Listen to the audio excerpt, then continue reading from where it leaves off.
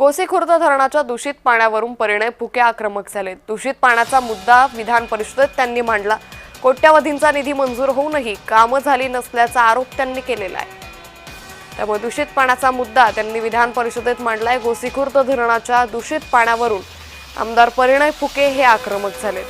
कोट्यवधींचा निधी मंजूर होऊनही कामं झाली नसल्याचा आरोप त्यांनी केलेला आहे।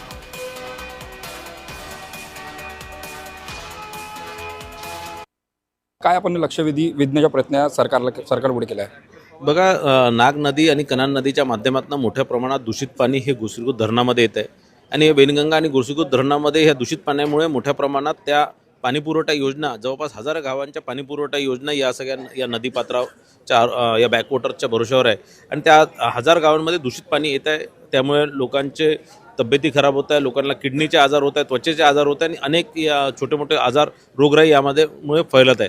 दुसरं, शेतीला हे उपयोगी पाणी आहे, सिंचनाला हे उपयोगी पाणी आहे, त्यामध्ये शेतीचं मालाचं नुकसान होत आहे। मोठ्या प्रमाणात खराब अशुद्ध पाणी शेतीमध्ये वापरलं जात आहे।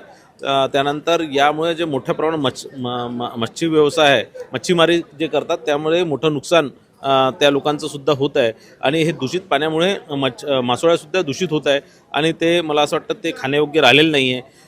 अशा अनेक विषय घेऊन मी ही लक्षवेधी मांडली होती।